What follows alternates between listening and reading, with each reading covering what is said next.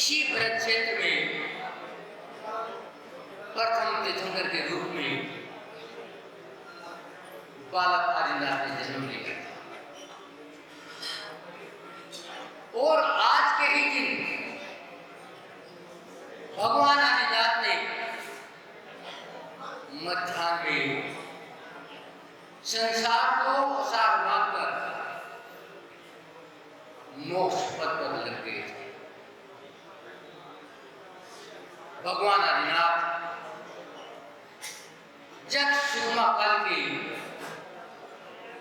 84 लाख वर्ष पूर्व 3 वर्ष 6 माह 15 दिन शेष थे इस व्रत क्षेत्र पर आए थे। स्वार्थ सिद्धि में 33 साल की आयु पूर्ण करके वो यहाँ पहुंचे। स्वार्थ सिद्धि क्या थी? वहां पर 6 माह के बाद एक बार सांस लेना पड़ता था और अमृत की कण से झरता था। 6 वर्ष के बाद कितना सहन था पूर्व भोग पर्याय में।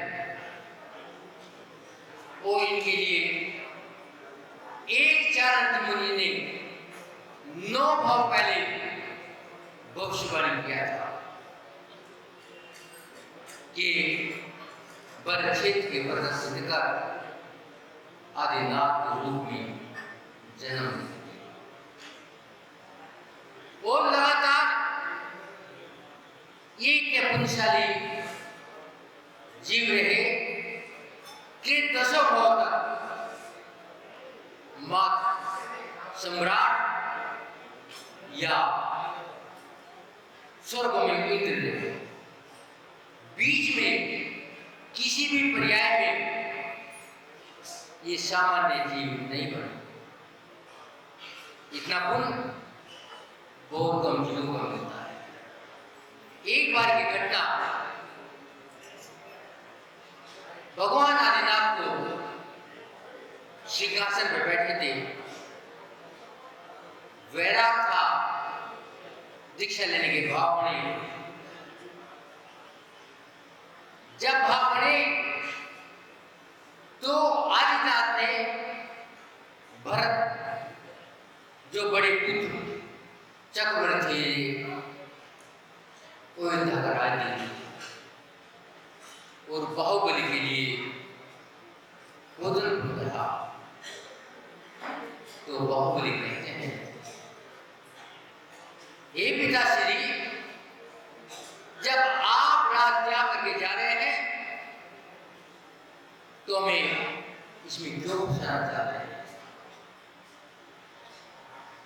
जब ये बात भरत चक्री ने सुनी तो चिंतित हो।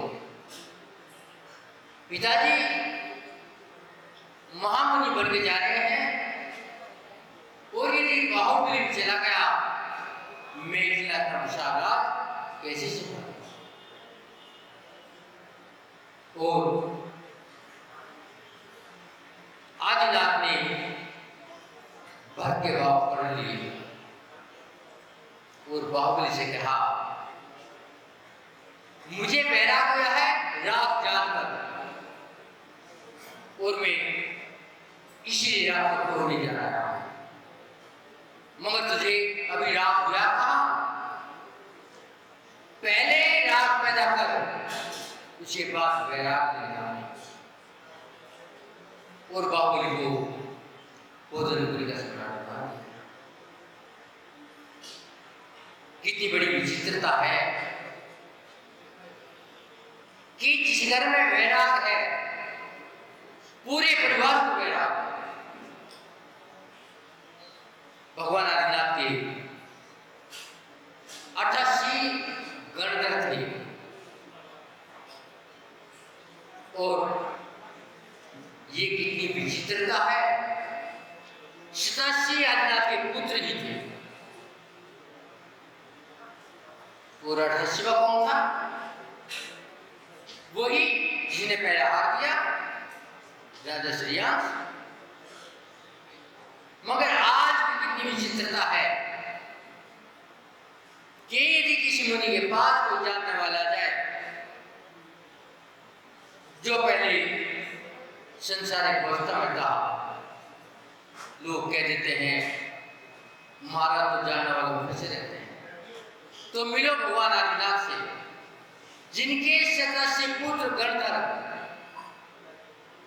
और एक गणधर जो बाकी बचा वो भी वही जिन्होंने हार दिया।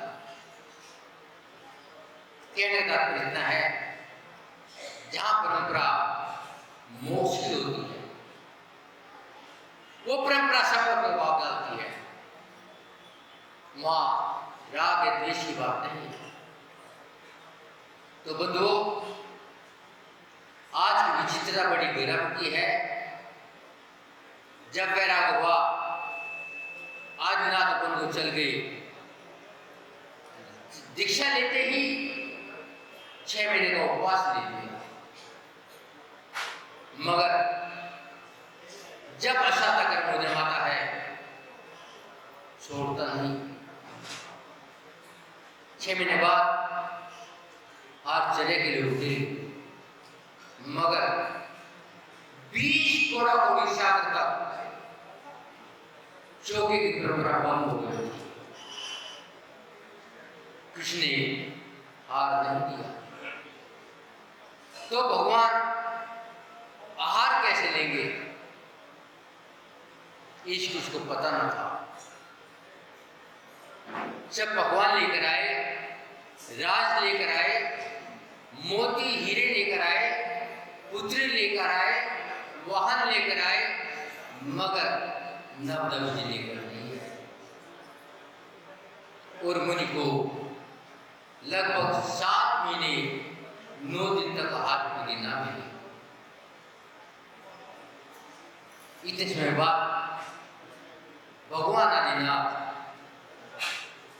आहार चर्या के लिए हस्तिनापुर आए, और हस्तिनापुर आकर के राजा श्रेयांश को, जो पूर्व भर में श्रीमती थी और इन्हीं की पत्नी थी, हार दिया था। जातिस्मरण हो गया, बस विधि मिल गई। अर्थात यदि आप भी अपने आने वाली पीढ़ी को ये परंपरा ना सिखाओगे तो क्या होगा, कभी दिमाग में नहीं आया। आज की स्थिति बड़ी विचित्र है। बात परमात्मा की करते हैं, बात आत्मा की करते हैं, बात समयसार की करते हैं, मगर अपनी जानते ही नहीं कि मैं कहां पड़ा हूं। आचार्य कहते हैं, आज जहां भी दृष्टि जाती है सारे चेहरे मुरझाए हुए हैं, चाहे चेहरा कोई भी लगाया हो, चाहे कितना श्रृंगार किया हो, कितने आभूषण पहने, मगर मुरझाए हुए हैं। परमात्मा मैया हैं जा होते निर्मल, जहां फूल खिले होते हैं, जहां दरवाजे बंद हैं, वहां परमात्मा नहीं आता। वो दरवाजे बंद में चोर घुसते हैं, ये कभी नहीं देखा। जो शाहूकार होगा खुले दरवाजे में ही आएगा। एक बार की काल्पनिक घटना जो आज के युग पर बिल्कुल सही उतरती है। एक अबोध बालक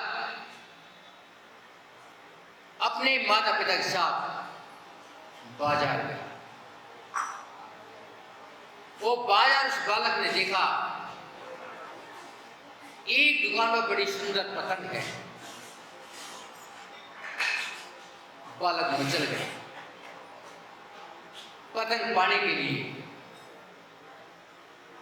उसकी मां ने बालक को एक रंगीन पतंग दिला दी, रंगीन डोर भी दिला दिया। बालक बड़ा खुश है, हाथ में रंगीन पतंग और दौड़ रहे हैं। और पतंग लेकर अपने घर में आया, अपने मित्रों को दिखाया। मित्र भी बड़े खुश हुए। कुछ समय बाद वो बालक उस पतंग और डोर को लेकर के अपने मकान की छत पर पहुंच गया। पतंग भी बड़ी खुश थी। जैसे जैसे बालक ने अपने हाथ का इशारा करा, पतंग आपस में उड़ गई। वो देखती है ये गली, ये बगीचे, ये नाले, ये मकान, मगर मन में थोड़ा संताप हो गया। ये तो देख लिए, मगर सागर, राजमहल, राजपथ, ऊंचे पहाड़ दिखाई ना दिए। और ये प्राचीनता जीवन वो जीवन है। उदास होकर के उस बालक ने पतंग उतार दिया, अपने डाइनिंग रूम में रख दिया।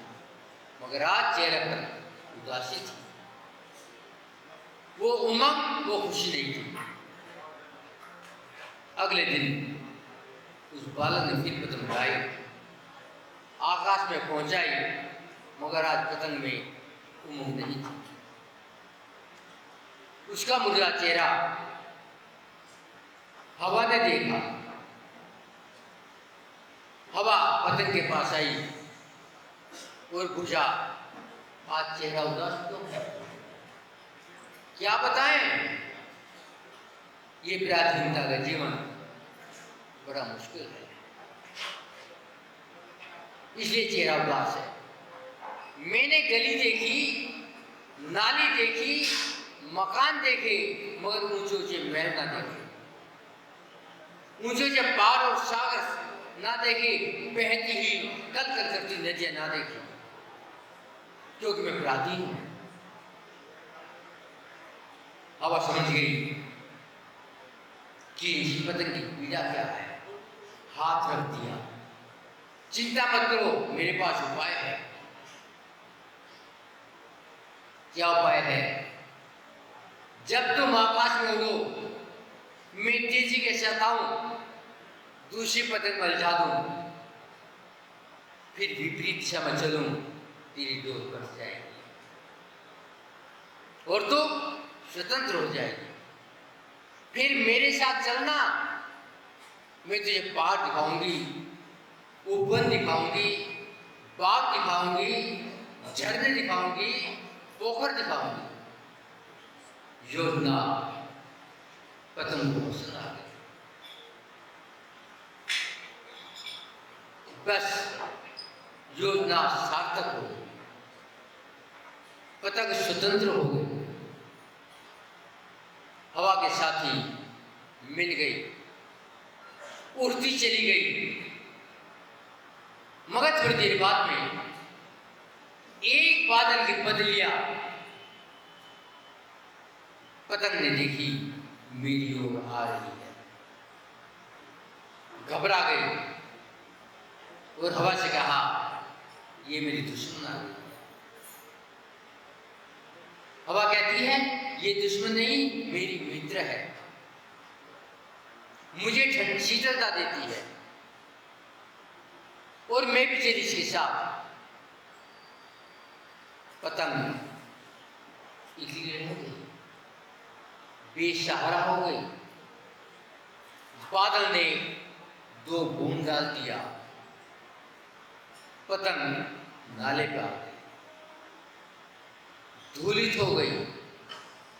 अब विचार करो उस पतंग की क्या स्थिति है। वही स्थिति आज के मानव की है, क्योंकि हृदय में निर्मलता नहीं है, चेहरे पर खुशी नहीं है, क्योंकि मां चेहरे बनावटी है। दिखना क्या चाहते हैं? वही दिखना चाहते हैं जो देखना चाहते हैं।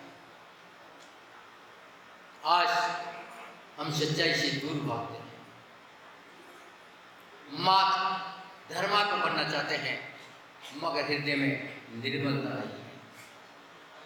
भगवान वही पहुँचते हैं जहाँ निर्मलता हो। हम जाने कि भगवान धोखे में आ जाएंगे, मगर भगवान तो वीतरागी है। तुम्हारे इस श्रृंगार में फंसने वाले नहीं,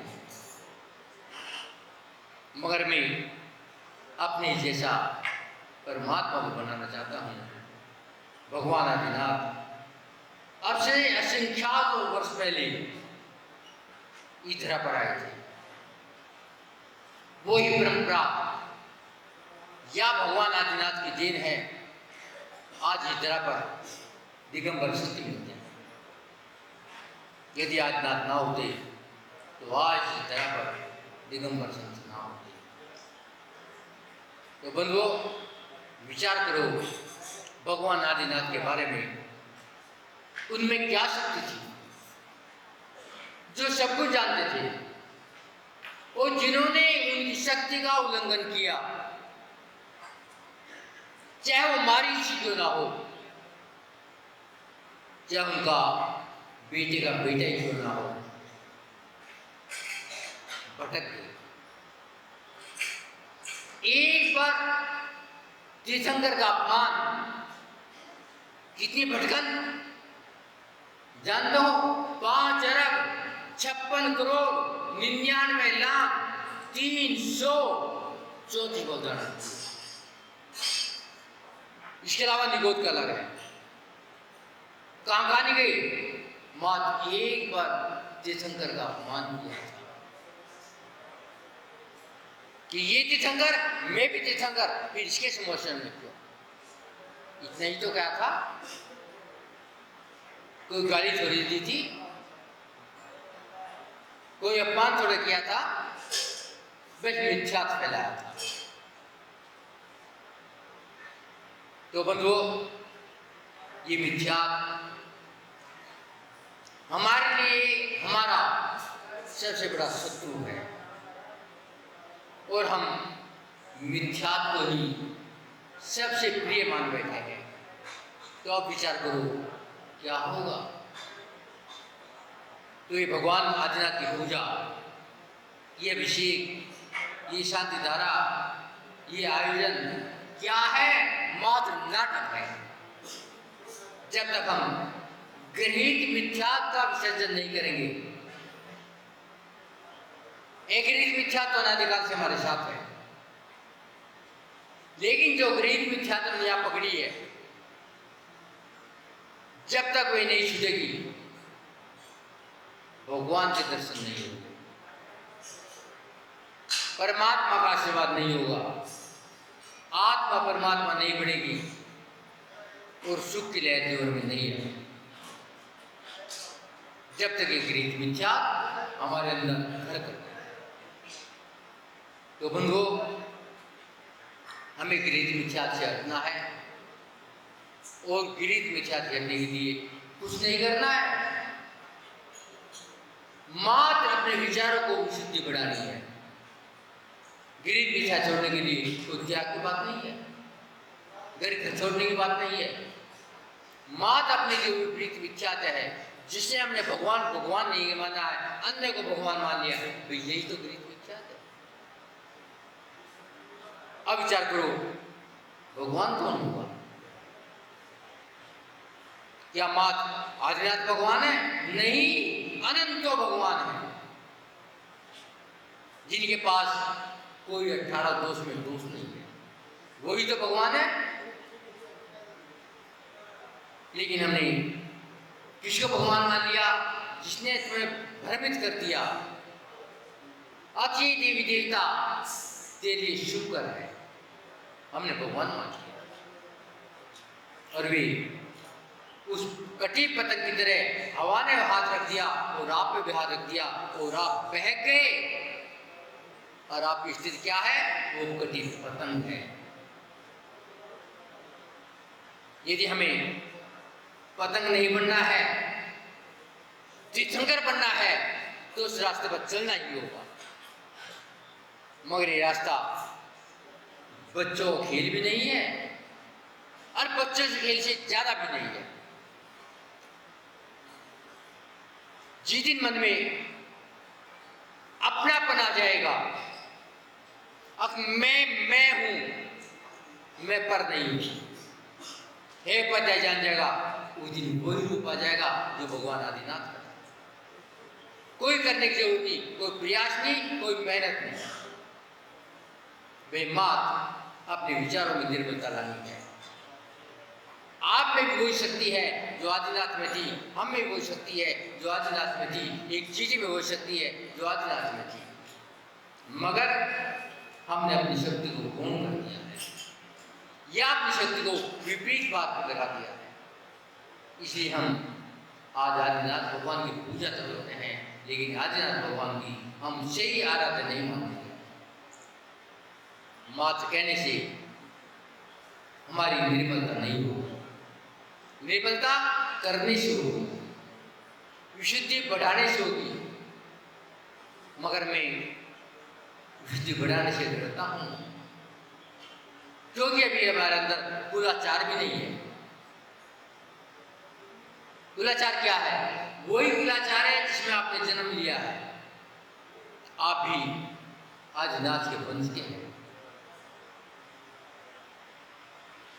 आप आदिनाथ के वंश के हैं, आप महावीर के वंश के हैं, तो महावीर भी आदिनाथ के वंश के थे, रामचंद्र भी आदिनाथ के वंश के थे, हनुमान भी आदिनाथ के वंश के थे, और आप भी आदिनाथ के वंश हो, हम भी आदिनाथ के वंश के। मगर हमने आज अपने वंश को दूषित कर दिया है और हम मात्र जय बोल करके अपना कल्याण चाहते हैं। आचार्य के जब तक हम कुलाचार का पालन भी नहीं करेंगे, जब तक हम अपने कुल को कुल नहीं मानेंगे, तो जब तक हम वीर जागता की बात नहीं मान सकते। क्या था कुलाचार आपका? आपका कुलाचार अहिंसा परमो धर्म था। आपका कुलाचार जीवो और जीनो दो था, मगर आपने जीवों को रगड़ दिया है। एक दिन का पाप यदि आपको उदय में आ जाए तो 100 भव तक लगातार एक साथ सुखनालिश होंगे। मात्र जय बोलने से कल्याण नहीं होगा। एक थाली से दूसरी थाली में तरफ रख दो, कल्याण नहीं होगा। जब तक अंदर आपके भरे पाप बाहर नहीं निकालोगे, जब तक गुरु को गुरु नहीं मानोगे। अनंत हमारे गुरु हैं, गणधर जैसे हमारे गुरु हैं, मगर हमने मजाक बना दिया है और कह दिया है वो जमाना चौथा काल था, आज पंचम काल में दुखमा काल है, नहीं चलेगा। आज चैनल नहीं है, नहीं चलेगा। आचार्य कहते हैं मात्र भ्रम है। चौथे काल में भी उतने ही पाप थे जितने आज हैं। यदि पाप ना होते तो चंदन माला नीलाम हो जाती। आज को नीलाम करके देखे,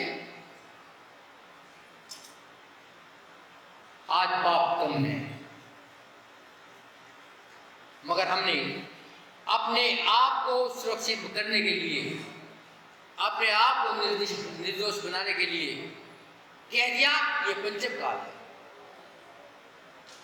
और भगवान के ऊपर भी पंखे चला दिए। जय हो जय हो जय हो जय हो आदिनाथ भगवान की, क्योंकि भगवान को गर्मी लग रही है। एसी लगा दो, भगवान गर्मी में जल जाएंगे बेचारे। बड़े करुणा वाले भगवान के ऊपर आप करुणा कर सकते हो। भगवान की दया नहीं चाहिए, आपको भगवान की दया चाहिए। किसी भी मंदिर में पूरे हिंदुस्तान में एक भी कमरा संतों के लिए नहीं है, संत निवास नहीं है। हर कमरे में ये कटर लगे हैं, हर कमरे में एसी लगे हैं। साधु कहां ठहर जाए? विचार करो, और आप महावीर की जय बोलते हो, भगवान आदिनाथ का जन कल्याण बना रहो, सेम सेम सेम आपको श्रम आनी चाहिए।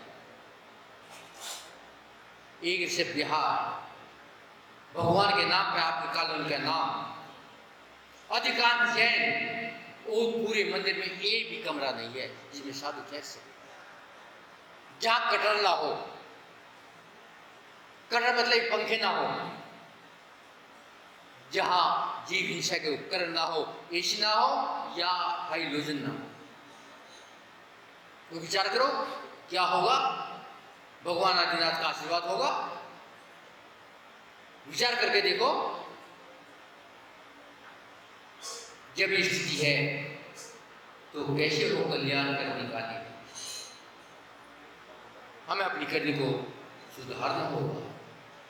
मात काल का दोष दे करके आप निर्दोष नहीं हो सकते। ये नियम है, जो 28 मूल गुण का पालन करेगा वो ही मुनि है, वहां काल का कोई अंतर नहीं है। चौथे काल में भी विकृति थी, 4000 मुनियों ने आदिनाथ के हाथ में दीक्षा लिया था, मगर मात दिखाने के लिए जब पुनः पता चला तुम गलती पर हो, पुनः दीक्षा ले लिया। उनमें से 4000 में 3999 मुनि मुक्ति प्राप्त कर गए। कब? जब अपनी गलती स्वीकार किया। एक बचा, कौन बचा जानते हो? मारीच, क्यों? उसने गलती स्वीकार नहीं किया था। गलती स्वीकार कब किया? जब शेर के पर्याय में थे, मुंह में मांस का पिंड था। जब गलती स्वीकार किया और वो महावीर बन गए। मात्र 2 भव के बाद आचार्य कहते हैं, आज के शुभ दिन जब भगवान आदिनाथ ने जन्म लिया हो, भगवान आदिनाथ ने मुक्ति मोक्ष पर निकले हो, अर्थात तब के लिए निकले हो, आप भी प्रतिज्ञा कर लो कि मैं भी अपनी गलती स्वीकार करता हूं, मैं भी भगवान के चरणों में नमस्कार करता हूं, मुझ में भी पात्रता आ जाए आपके चरणों में झुकने की, आपको चरणों को अपने हृदय में बिठाने की।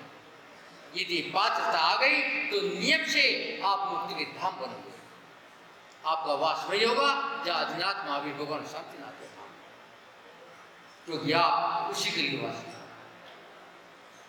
हमें भी वही जाना है, आपको वही जाना है, मगर बस गलती स्वीकार करना बाकी है। गलती स्वीकार करो और गलती को छोड़ दो, कल्याण हो जाएगा। आपको ये विधान करना है, बहुत सारे काम करने, हम तो ठलवे आदमी है, क्या बताएं। तो बंधुओं, ये कहना है, हम अपनी गलती स्वीकार करें और भगवान के चरणों में समर्पण करें, वो गलती स्वीकार करके अपना मोक्ष मार्ग प्रशस्त करें। आज की वाणी को विराम देता हूँ। ओम शांति।